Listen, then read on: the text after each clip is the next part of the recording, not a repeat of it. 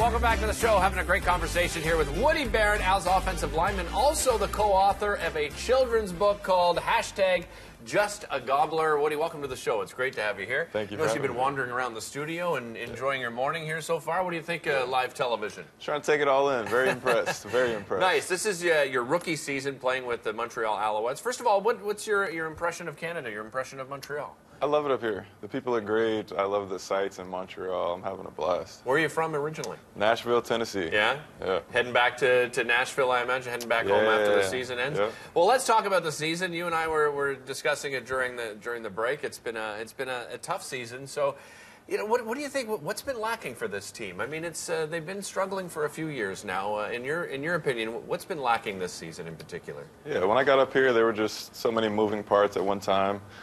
We have new coach, bunch of new players in here, new faces. So just building that chemistry, which we've done a fairly good job of all season, trying to get to know each other better.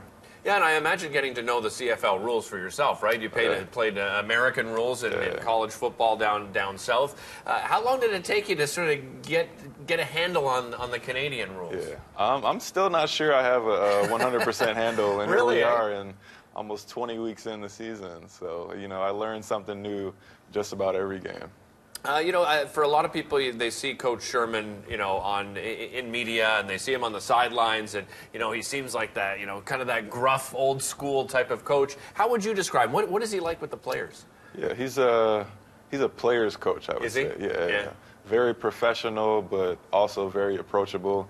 His door is always open. I have conversations with him one-on-one all the time. I like Coach Sherman. Johnny Manziel, of course, getting a lot of attention throughout the season, in particular at the beginning of the season. What was that like for the rest of the players, seeing so much attention being brought on one specific player like Johnny? Yeah. Well, when he first got here, it was very exciting.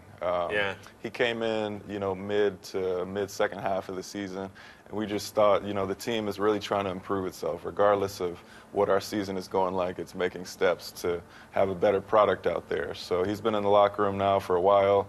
We all mesh with him very well. Very humble, approachable guy. I like Johnny. What's he like as a leader on the field for you guys? Yeah, he definitely sets the tone. It just comes with his position, but then also what kind of personality he is. Yeah, is he vocal in the huddle with you guys, or is he that quiet sort of humble guy that you describe? What's he like on the field? He's pretty vocal, especially when we're clicking as a team. He'll let us feel it. I want to talk about your position, playing offensive line. I imagine probably different than your college days, playing, in the CFL. What are some of those differences, and what sort of, skills did you had to learn some new skills because of the differences between the college football and professional football here in Canada? Yeah, it was definitely, when I first got here, it was definitely an eye-opening experience. Just so many different little things. The field is wider, it's longer.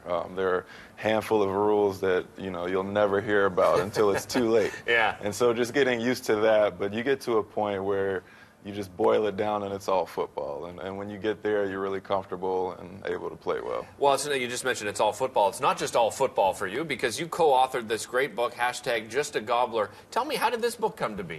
Yeah, it was. I co-authored it with my uncle is one of the other authors. Okay. He brought it to me my last year of college, and I thought, what a wonderful idea, and just hopped right on board.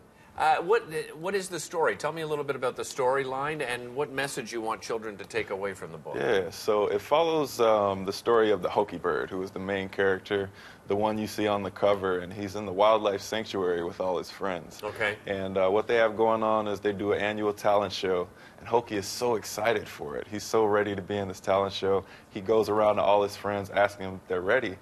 And what he's seeing is all of his friends have all these wonderful talents, and it's really taking a damper on his self-confidence. And so throughout the book, you kind of see the challenge that Hokie goes through internally. And at the end, he kind of turns it around, realizing that, hey, although they have great talents in themselves, I'm pretty cool, in my own right. And so it's a great message for not only, kids who we're targeting with it, but then, it relates to people like me who just go through self-confidence issues sometimes. Yeah, do you really? Yeah. Yeah, tell me about that. Is that happened, throughout childhood into adulthood for you? Yeah, I mean, it's been a common theme, absolutely with me. You see people doing so many great things, and you think, I should be doing that, or I'm good enough to do that. But you got to realize, all in due time. Everything happens in due time. Yeah, and I think, we've seen that too on the show. You have so many incredible people that come on the show, and you meet them and you find out, everything they're doing in life, and you look, internally and you go, geez, what have I been doing with my life? Do you plan on continuing to write? Was this a great experience for you? Yeah, this has been the somewhat litmus test for my authoritative career. So Nice.